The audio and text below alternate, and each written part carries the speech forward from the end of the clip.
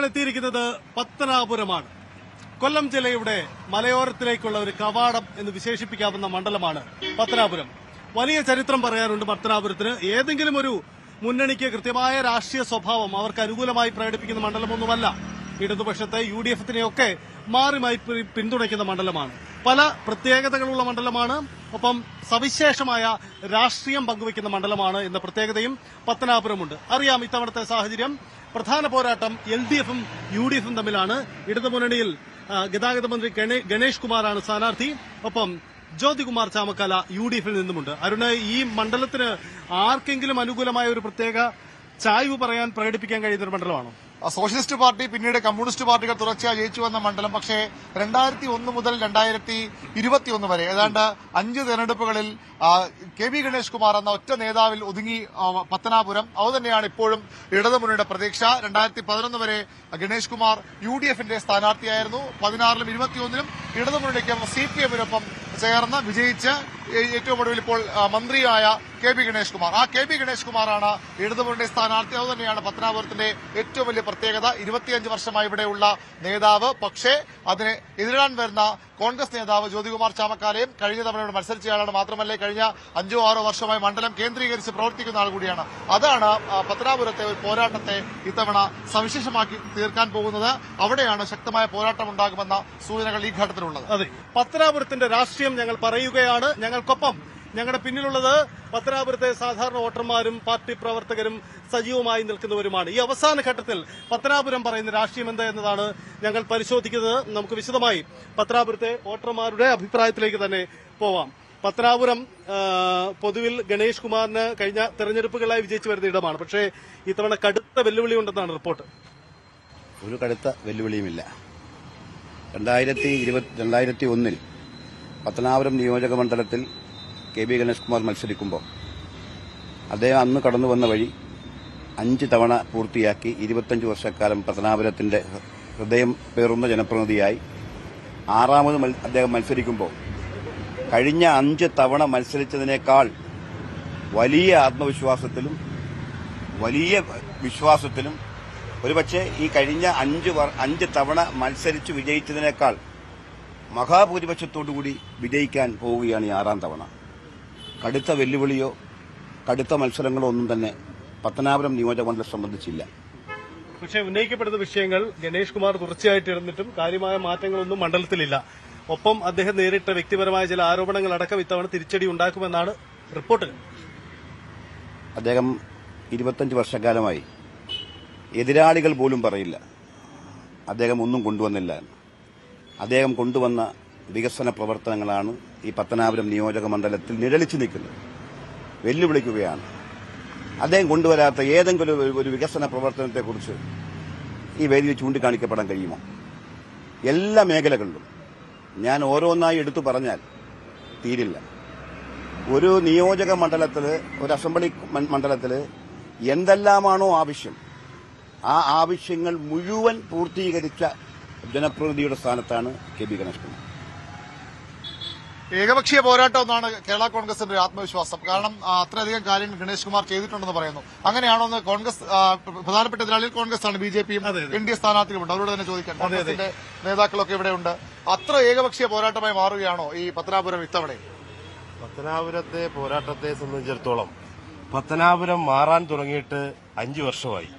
2021 തെരഞ്ഞെടുപ്പ് മുതൽ പത്തനാപുരത്തിന് പ്രകടമായ മാറ്റങ്ങളുണ്ട്. നിങ്ങൾ മാധ്യമപ്രവർത്തകരാണ്, മാധ്യമങ്ങൾ രാഷ്ട്രീയം നിരീക്ഷിക്കുന്നവരാണ്. 2021 തെരഞ്ഞെടുപ്പിന്റെ പ്രത്യേകത എന്തായിരുന്നു?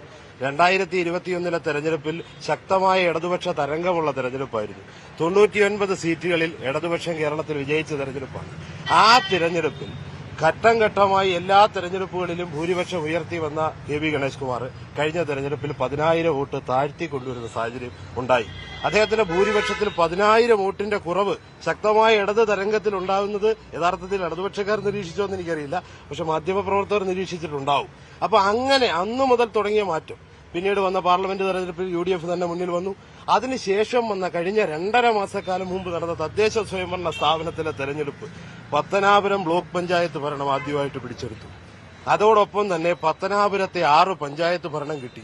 ഇപ്പോൾ നമ്മൾ ഈ നിൽക്കുന്ന കുന്നിക്കോട് ടൗൺ അടങ്ങുന്ന തലവൂർ ജില്ലാ പഞ്ചായത്ത് ഡിവിഷൻ 4000 വോട്ടിന് ചരിത്രത്തിൽ ആദ്യമായി നമ്മൾ പിടിച്ചെടുത്തു. അത്തരത്തിൽ വലിയ പ്രകടമായ മാറ്റങ്ങൾ ഈ നിയോജക മണ്ഡലത്തിലുണ്ട്. ഞങ്ങൾക്കുണ്ടായിരുന്ന ഒരു പ്രതിസന്ധി എന്താണ് ഈ മണ്ഡലത്തിലെന്നറിയാമോ?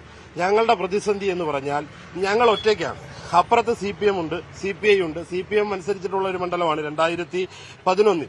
അതിനു മുമ്പ് CPI തുടർച്ചയായിട്ട് MLA സ്ഥാനം വഹിച്ചിരുന്ന മണ്ഡലമാണ്. പിന്നെ പ്രകാശ് ബാബു സാറിന്റെ ഒക്കെ നാടാണിത്.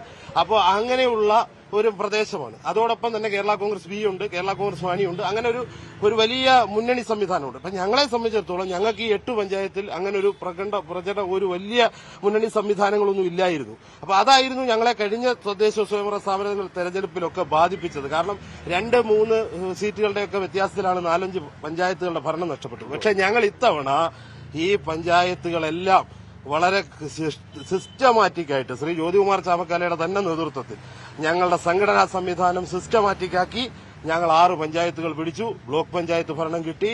നമ്മുടെ ജില്ലാ പഞ്ചായത്ത് ചരിത്ര ഭൂരിപക്ഷത്തോടുകൂടി ജയിക്കുന്ന സാഹചര്യമുണ്ടായി. അപ്പോൾ പത്തനാപുരത്തിന്റെ മാറ്റം കഴിഞ്ഞ 5 വർഷക്കാലം കൊണ്ട് തുടർച്ചയായിട്ടുണ്ടായതാണ്. അപ്പോൾ ആ സാഹചര്യത്തിൽ നിലവിൽ പത്തനാപുരത്തിന് 10,000-ന് മുകളിൽ വോട്ടുകളുടെ ഭൂരിപക്ഷത്തോടുകൂടി ജ്യോതികുമാർ ചാമക്കാല വിജയിക്കുന്ന സാഹചര്യം. ശരി, ഈ തദ്ദേശ ഇലക്ഷനിലെ ഒരു തിരിച്ചടി യഥാർത്ഥത്തിൽ പ്രതിസന്ധി ഉണ്ടാക്കില്ലേ? ഇവിടുത്തെ ഒരു പൊളിറ്റിക്കൽ ട്വിസ്റ്റ് കൃത്യമായ സൂചനയല്ലേ തദ്ദേശ ഫലം? ഒരു രീതിയിലുമില്ല.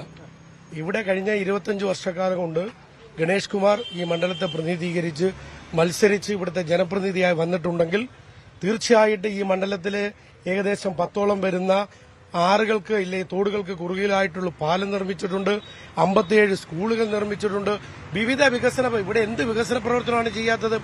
ഏതെങ്കിലും ഇപ്പൊ ഈ പറഞ്ഞ UDFന്റെ വ്യക്തിക്ക് പോലും പറയാൻ കഴിയില്ല. പത്തനാപുരത്ത് കഴിഞ്ഞ തെരഞ്ഞെടുപ്പിൽ UDF ചോദിച്ച ഒരു ചോദ്യം, എവിടെ താലൂക്ക് ഹോസ്പിറ്റൽ? ഞങ്ങൾ പറയുന്നു ദാണ്ടെ താലൂക്ക് ഹോസ്പിറ്റൽ 100 കോടി രൂപ കിഫ്ബിയിൽ നിന്നും അനുവദിച്ച് നിർമ്മാണ പ്രവർത്തനം പുരോഗമിച്ചുകൊണ്ടിരിക്കുന്നു. ഇപ്പോൾ അവർക്ക് താലൂക്ക് ഹോസ്പിറ്റലിന്റെ ചോദ്യമില്ല. അല്ലാതെ വ്യക്തിപരമായ കാര്യങ്ങളായിരിക്കും മറ്റും പറയുന്നത്. പക്ഷെ ഞങ്ങളൊരു കാര്യം ഉറപ്പിച്ചു നൽകുന്നു, ഈ കഴിഞ്ഞ തെരഞ്ഞെടുപ്പിൽ ഗണേഷ് കുമാറിന് 10,000 വോട്ട് കുറഞ്ഞു എന്ന് UDFന്റെ സ്ഥാനാർത്ഥി പറയുമ്പോൾ കഴിഞ്ഞ പ്രാവശ്യം ഗണേഷ് കുമാർ ഈ തെരഞ്ഞെടുപ്പിനെ നേരിടുമ്പോൾ കേവലം 8 ദിവസമായിരുന്നു പ്രചരണ രംഗത്തുള്ളത്. അദ്ദേഹത്തിന് കോവിഡ് ബാധിച്ച് അദ്ദേഹം ഹോസ്പിറ്റലിൽ അഡ്മിറ്റ് ആയിരുന്നു. ഒരു സ്വീകരണങ്ങൾ പോലും അദ്ദേഹത്തിന് നേരിട്ട് വാങ്ങിക്കാൻ പറ്റാത്ത അവസ്ഥയായിരുന്നു. അദ്ദേഹം വണ്ടിയിൽ വന്നു, എല്ലാവരെയും കൈകാണിച്ചു പോയിട്ടും 14,000 ശിഷ്ട വോട്ടിന് അദ്ദേഹം വിജയിച്ചുവെങ്കിൽ ഇക്കുറി ഈ പത്തനാപുരത്ത് നിന്ന് ഈ 1,00,000 വോട്ടിന്റെ ഭൂരിപക്ഷത്തിൽ KB ഗണേഷ് കുമാർ വിജയിച്ചിരിക്കും. ഒരു തർക്കവുമില്ല. അങ്ങനെ ഉണ്ടെങ്കിൽ നമുക്ക് മെയ് മാസം 4-ാം തീയതി വോട്ടെണ്ണുമ്പോൾ നമുക്കറിയാൻ കഴിയും. അരുണേ, ഈ മണ്ഡലത്തിന്റെ ഒരു വോട്ടിംഗ് പാറ്റേൺ ഘടന പരിശോധിക്കുമ്പോൾ കമ്മ്യൂണിറ്റി വൈസിൽ നായർ കമ്മ്യൂണിറ്റിക്ക് വലിയ മജോറിറ്റി ഉള്ള ഇടമാണ്. NSSന്റെ ഡയറക്ടർ ബോർഡ് അംഗമൊക്കെയായിരുന്ന ഗണേഷ് കുമാറിന് സ്വാഭാവികമായ ഒരു സ്വാധീനം അവിടെ ഉണ്ടെന്ന് കരുതാം. പക്ഷേ ഇത്തവണ വരുന്ന ചില റിപ്പോർട്ടുകൾ NSS വോട്ടുകൾ ഗണേഷിനെതിരാകുമോ എന്നതാണ്. വെല്ലുവിളി ഉണ്ടാക്കില്ലേ? ഗണേഷ് ഇത്തവണ NSS വോട്ട് ചെയ്യുമോ? ഇത് തെറ്റായ സമീപനമാണ്, തെറ്റായ ധാരണയാണ്. പോരാട്ടം എന്നാണ് കേരള കോൺഗ്രസിന്റെ ഒരു ആത്മവിശ്വാസം. കാരണം അത്രയധികം കാര്യങ്ങൾ ഗണേഷ് കുമാർ ചെയ്തിട്ടുണ്ടെന്ന് പറയുന്നു. അങ്ങനെയാണോ എന്ന് കോൺഗ്രസ് പ്രധാനപ്പെട്ട എതിരാളികൾ കോൺഗ്രസ് ആണ്, BJPയും NDA സ്ഥാനാർത്ഥികളുണ്ട്. അവരോട് തന്നെ ചോദിക്കാൻ, കോൺഗ്രസിന്റെ നേതാക്കളൊക്കെ ഇവിടെയുണ്ട്. അത്ര ഏകപക്ഷീയ പോരാട്ടമായി മാറുകയാണോ ഈ പത്തനാപുരം ഇത്തവണ? പത്തനാപുരത്തെ പോരാട്ടത്തെ സംബന്ധിച്ചിടത്തോളം പത്തനാപുരം മാറാൻ തുടങ്ങിയിട്ട് 5 വർഷമായി. 2021 തെരഞ്ഞെടുപ്പ് മുതൽ പത്തനാപുരത്തിന് പ്രകടമായ മാറ്റങ്ങളുണ്ട്. നിങ്ങൾ മാധ്യമപ്രവർത്തകരാണ്, മാധ്യമങ്ങൾ രാഷ്ട്രീയം നിരീക്ഷിക്കുന്നവരാണ്. 2021 തെരഞ്ഞെടുപ്പിന്റെ പ്രത്യേകത എന്തായിരുന്നു? 2021 തെരഞ്ഞെടുപ്പിൽ ശക്തമായ ഇടതുപക്ഷ തരംഗമുള്ള തെരഞ്ഞെടുപ്പായിരുന്നു. 99 സീറ്റുകളിൽ ഇടതുപക്ഷം കേരളത്തിൽ വിജയിച്ച തെരഞ്ഞെടുപ്പാണ്. ആ തെരഞ്ഞെടുപ്പിൽ ഘട്ടം ഘട്ടമായി എല്ലാ തെരഞ്ഞെടുപ്പുകളിലും ഭൂരിപക്ഷം ഉയർത്തി വന്ന KB ഗണേഷ് കുമാർ കഴിഞ്ഞ തെരഞ്ഞെടുപ്പിൽ 10,000 വോട്ട് താഴ്ത്തി കൊണ്ടുവരുന്ന സാഹചര്യം ഉണ്ടായി. അദ്ദേഹത്തിന്റെ ഭൂരിപക്ഷത്തിൽ 10,000 വോട്ടിന്റെ കുറവ് ശക്തമായ ഇടത് തരംഗത്തിൽ ഉണ്ടാകുന്നത് യഥാർത്ഥത്തിൽ ഇടതുപക്ഷക്കാർ നിരീക്ഷിച്ചോ എന്ന് എനിക്കറിയില്ല, പക്ഷെ മാധ്യമപ്രവർത്തകർ നിരീക്ഷിച്ചിട്ടുണ്ടാവും. അപ്പൊ അങ്ങനെ അന്നു മുതൽ തുടങ്ങിയ മാറ്റം പിന്നീട് വന്ന പാർലമെന്റ് തെരഞ്ഞെടുപ്പിൽ UDF തന്നെ മുന്നിൽ വന്നു. അതിനുശേഷം വന്ന കഴിഞ്ഞ 2.5 മാസക്കാലം മുമ്പ് നടന്ന തദ്ദേശ സ്വയംഭരണ സ്ഥാപനത്തിലെ തെരഞ്ഞെടുപ്പ് പത്തനാപുരം ബ്ലോക്ക് പഞ്ചായത്ത് ഭരണം ആദ്യമായിട്ട് പിടിച്ചെടുത്തു.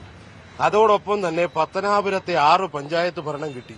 ഇപ്പോൾ നമ്മൾ ഈ നിൽക്കുന്ന കുന്നിക്കോട് ടൗൺ അടങ്ങുന്ന തലവൂർ ജില്ലാ പഞ്ചായത്ത് ഡിവിഷൻ 4000 വോട്ടിന് ചരിത്രത്തിൽ ആദ്യമായി നമ്മൾ പിടിച്ചെടുത്തു. അത്തരത്തിൽ വലിയ പ്രകടമായ മാറ്റങ്ങൾ ഈ നിയോജക മണ്ഡലത്തിലുണ്ട്. ഞങ്ങൾക്കുണ്ടായിരുന്ന ഒരു പ്രതിസന്ധി എന്താണ് ഈ മണ്ഡലത്തിലെന്നറിയാമോ? ഞങ്ങളുടെ പ്രതിസന്ധി എന്ന് പറഞ്ഞാൽ ഞങ്ങൾ ഒറ്റയ്ക്കാണ്. അപ്പുറത്ത് CPM ഉണ്ട്, CPI ഉണ്ട്. CPM അനുസരിച്ചിട്ടുള്ള ഒരു മണ്ഡലമാണ് 2011. അതിനു മുമ്പ് CPI തുടർച്ചയായിട്ട് MLA സ്ഥാനം വഹിച്ചിരുന്ന മണ്ഡലമാണ്. പിന്നെ പ്രകാശ് ബാബു സാറിന്റെ ഒക്കെ നാടാണിത്. അപ്പോൾ അങ്ങനെയുള്ള ഒരു പ്രദേശമാണ്. അതോടൊപ്പം തന്നെ കേരള കോൺഗ്രസ് ബി ഉണ്ട്, കേരള കോൺഗ്രസ് മാണി ഉണ്ട്. അങ്ങനെ ഒരു വലിയ മുന്നണി സംവിധാനമുണ്ട്. അപ്പൊ ഞങ്ങളെ സംബന്ധിച്ചിടത്തോളം ഞങ്ങൾക്ക് ഈ 8 പഞ്ചായത്തിൽ അങ്ങനെ ഒരു പ്രചരണ ഒരു വലിയ മുന്നണി സംവിധാനങ്ങളൊന്നും ഇല്ലായിരുന്നു. അപ്പൊ അതായിരുന്നു ഞങ്ങളെ കഴിഞ്ഞ തദ്ദേശ സ്വയംഭരണ സ്ഥാപനങ്ങൾ തെരഞ്ഞെടുപ്പിലൊക്കെ ബാധിപ്പിച്ചത്. കാരണം 2-3 സീറ്റുകളുടെയൊക്കെ വ്യത്യാസത്തിലാണ് 4-5 പഞ്ചായത്തുകളുടെ ഭരണം നഷ്ടപ്പെട്ടത്. പക്ഷെ ഞങ്ങൾ ഇത്തവണ ഈ പഞ്ചായത്തുകളെല്ലാം വളരെ സിസ്റ്റമാറ്റിക്കായിട്ട് ശ്രീ ജ്യോതികുമാർ ചാമക്കാലയുടെ തന്നെ നേതൃത്വത്തിൽ ഞങ്ങളുടെ സംഘടനാ സംവിധാനം സിസ്റ്റമാറ്റിക്കാക്കി ഞങ്ങൾ 6 പഞ്ചായത്തുകൾ പിടിച്ചു. ബ്ലോക്ക് പഞ്ചായത്ത് ഭരണം കിട്ടി. നമ്മുടെ ജില്ലാ പഞ്ചായത്ത് ചരിത്ര ഭൂരിപക്ഷത്തോടുകൂടി ജയിക്കുന്ന സാഹചര്യമുണ്ടായി. അപ്പോൾ പത്തനാപുരത്തിന്റെ മാറ്റം കഴിഞ്ഞ 5 വർഷക്കാലം കൊണ്ട് തുടർച്ചയായിട്ടുണ്ടായതാണ്. അപ്പോൾ ആ സാഹചര്യത്തിൽ നിലവിൽ പത്തനാപുരത്തിന് 10,000-ന് മുകളിൽ വോട്ടുകളുടെ ഭൂരിപക്ഷത്തോടുകൂടി ജ്യോതികുമാർ ചാമക്കാല വിജയിക്കുന്ന സാഹചര്യം. ശരി, ഈ തദ്ദേശ ഇലക്ഷനിലെ ഒരു തിരിച്ചടി യഥാർത്ഥത്തിൽ പ്രതിസന്ധി ഉണ്ടാക്കില്ലേ? ഇവിടുത്തെ ഒരു പൊളിറ്റിക്കൽ ട്വിസ്റ്റ് കൃത്യമായ സൂചനയല്ലേ തദ്ദേശ ഫലം? ഒരു രീതിയിലുമില്ല. ഇവിടെ കഴിഞ്ഞ 25 വർഷക്കാലം കൊണ്ട് ഗണേഷ് കുമാർ ഈ മണ്ഡലത്തെ പ്രതിനിധീകരിച്ച് മത്സരിച്ച് ഇവിടുത്തെ ജനപ്രതിനിധിയായി വന്നിട്ടുണ്ടെങ്കിൽ തീർച്ചയായിട്ടും ഈ മണ്ഡലത്തിലെ ഏകദേശം 10ഓളം വരുന്ന ആറുകൾക്ക് ഇല്ലേ തോടുകൾക്ക് കുറുകിലായിട്ടുള്ള പാലം നിർമ്മിച്ചിട്ടുണ്ട്, 57 സ്കൂളുകൾ നിർമ്മിച്ചിട്ടുണ്ട്, വിവിധ വികസന ഇവിടെ എന്ത് വികസന പ്രവർത്തനമാണ് ചെയ്യാത്തത്? ഏതെങ്കിലും ഇപ്പൊ ഈ പറഞ്ഞ UDFന്റെ വ്യക്തിക്ക് പോലും പറയാൻ കഴിയില്ല. പത്തനാപുരത്ത് കഴിഞ്ഞ തെരഞ്ഞെടുപ്പിൽ UDF ചോദിച്ച ഒരു ചോദ്യം, എവിടെ താലൂക്ക് ഹോസ്പിറ്റൽ? ഞങ്ങൾ പറയുന്നു ദാണ്ടെ താലൂക്ക് ഹോസ്പിറ്റൽ 100 കോടി രൂപ കിഫ്ബിയിൽ നിന്നും അനുവദിച്ച് നിർമ്മാണ പ്രവർത്തനം പുരോഗമിച്ചുകൊണ്ടിരിക്കുന്നു. ഇപ്പോൾ അവർക്ക് താലൂക്ക് ഹോസ്പിറ്റലിന്റെ ചോദ്യമില്ല. അല്ലാതെ വ്യക്തിപരമായ കാര്യങ്ങളായിരിക്കും മറ്റും പറയുന്നത്. പക്ഷെ ഞങ്ങളൊരു കാര്യം ഉറപ്പിച്ചു നൽകുന്നു, ഈ കഴിഞ്ഞ തെരഞ്ഞെടുപ്പിൽ ഗണേഷ് കുമാറിന് 10,000 വോട്ട് കുറഞ്ഞു എന്ന് UDFന്റെ സ്ഥാനാർത്ഥി പറയുമ്പോൾ കഴിഞ്ഞ പ്രാവശ്യം ഗണേഷ് കുമാർ ഈ തെരഞ്ഞെടുപ്പിനെ നേരിടുമ്പോൾ കേവലം 8 ദിവസമായിരുന്നു പ്രചരണ രംഗത്തുള്ളത്. അദ്ദേഹത്തിന് കോവിഡ് ബാധിച്ച് അദ്ദേഹം ഹോസ്പിറ്റലിൽ അഡ്മിറ്റ് ആയിരുന്നു. ഒരു സ്വീകരണങ്ങൾ പോലും അദ്ദേഹത്തിന് നേരിട്ട് വാങ്ങിക്കാൻ പറ്റാത്ത അവസ്ഥയായിരുന്നു. അദ്ദേഹം വണ്ടിയിൽ വന്നു, എല്ലാവരെയും കൈകാണിച്ചു പോയിട്ടും 14,000 ശിഷ്ട വോട്ടിന് അദ്ദേഹം വിജയിച്ചുവെങ്കിൽ ഇക്കുറി ഈ പത്തനാപുരത്ത് നിന്ന് ഈ 1,00,000 വോട്ടിന്റെ ഭൂരിപക്ഷത്തിൽ KP ഗണേഷ് കുമാർ വിജയിച്ചിരിക്കും. ഒരു തർക്കവുമില്ല. അങ്ങനെ ഉണ്ടെങ്കിൽ നമുക്ക് മെയ് മാസം 4-ാം തീയതി വോട്ടെണ്ണുമ്പോൾ നമുക്കറിയാൻ കഴിയും. അരുണെ, ഈ മണ്ഡലത്തിന്റെ ഒരു വോട്ടിംഗ് പാറ്റേൺ ഘടന പരിശോധിക്കുമ്പോൾ കമ്മ്യൂണിറ്റി വൈസിൽ നായർ കമ്മ്യൂണിറ്റിക്ക് വലിയ മജോറിറ്റി ഉള്ള ഇടമാണ്. NSSന്റെ ഡയറക്ടർ ബോർഡ് അംഗമൊക്കെ ആയിരുന്ന ഗണേഷ് കുമാറിന് സ്വാഭാവികമായ ഒരു സ്വാധീനം അവിടെ ഉണ്ടെന്ന് കരുതാം. പക്ഷേ ഇത്തവണ വരുന്ന ചില റിപ്പോർട്ടുകൾ NSS വോട്ടുകൾ ഗണേഷിനെതിരാകുമോ എന്നതാണ്. വെല്ലുവിളി ഉണ്ടാക്കില്ലേ? ഗണേഷിന് ഇത്തവണ NSS വോട്ട് ചെയ്യുമോ? അത് തെറ്റായ സമീപനമാണ്, തെറ്റായ ധാരണയാണ്. NSS അടക്കം എല്ലാ സാമുദായിക സംഘടനകളും KB ഗണേഷ് കുമാറിനൊപ്പമാണ്. NSS മാത്രമല്ല, പിന്നെ NSSൽ പ്രശ്നമുണ്ട് എന്ന് തെറ്റിദ്ധരിപ്പിക്കാനുള്ള ശ്രമം നടക്കുന്നുണ്ട്. സ്വാഭാവികമായും NSSൽ എല്ലാ രാഷ്ട്രീയ പാർട്ടി അംഗങ്ങളുമുണ്ട്. പത്തനാപുരം നിയോജക മണ്ഡലത്തിലെ NSS അടക്കമുള്ള മുഴുവൻ സാമുദായിക സംഘടനകളും KB ഗണേഷ് കുമാറിനും LDFനും അനുകൂലമാണ്. വ്യക്തിപരമായ പ്രശ്നം നേരത്തെ കേരള കോൺഗ്രസ് ബിയുടെ പ്രതിനിധി തന്നെ വ്യക്തിപരമായ ആരോപണങ്ങൾ വരുന്നു എന്ന് പറയുന്നു. BJPക്ക് ഒരു നിലപാട് പറയാനുണ്ടാകും. സ്വാഭാവികമായിട്ടും KB ഗണേഷ് കുമാറിനെതിരായ നിരവധി ആരോപണങ്ങൾ, ഏറ്റവും ഒടുവിൽ വന്ന ആരോപണങ്ങളടക്കം എന്താണ് ശരിക്കും LDF സ്ഥാനാർത്ഥിക്ക്, നിലവിലെ MLAക്കെതിരെ BJPക്ക് പറയാനുള്ളത്? നമ്മൾ ഈ തെരഞ്ഞെടുപ്പിനോടടുക്കുമ്പോൾ കേരളത്തിലെ ഏറ്റവും അധികം ചർച്ചയായ ഒരു നിയോജക മണ്ഡലമാണ് പത്തനാപുരം. കഴിഞ്ഞ 1/4 നൂറ്റാണ്ട് കാലമായിട്ട് പത്തനാപുരത്തിന്റെ MLA ആയിട്ട് ഇവിടെ വലിയ വികസന വിപ്ലവം സൃഷ്ടിച്ചു എന്ന് പറയുന്ന ഗണേഷ് കുമാർ. അപ്പോൾ അദ്ദേഹത്തിന് അങ്ങനെ ഒരു ധാരണ ഇവിടെ ഉണ്ടാക്കിയെടുക്കാനായിട്ടുള്ള അവസരം ഉണ്ടാക്കിക്കൊടുത്തത് LDF തന്നെയാണ്. KB ഗണേഷ് കുമാർ 2001 ആദ്യമായിട്ട് ഇവിടെ MLA ആകുന്ന സമയത്ത്, അല്ല അതിന് തൊട്ടു മുമ്പ് നിരന്തരമായിട്ട് ഇവിടെ MLA ആയിരുന്നത് LDF ആണ്. CPMന്റെ ശ്രീമാൻ പ്രകാശ് ബാബു MLA ആയിരുന്ന സമയത്ത്, CPIയുടെ ശ്രീ പ്രകാശ് ബാബു ആയിരുന്നു ഇവിടുത്തെ MLA. ആ സമയത്ത് ഗണേഷ് കുമാർ UDFന്റെ ഭാഗമായിട്ട് ഇവിടെ ജയിച്ചു. അപ്പോൾ അദ്ദേഹം ഒരു 2 പാലം പണിഞ്ഞപ്പോൾ ഇവിടെ വലിയ വികസനമായിട്ട് ഞങ്ങളെപ്പോലുള്ള ഈ നാട്ടുകാർക്ക് തോന്നാനുള്ള കാരണം അതിനു മുമ്പ് വികസനം എന്ന വാക്കുപോലും ഇവിടെ ഉണ്ടാകാത്തതുകൊണ്ടാണ്.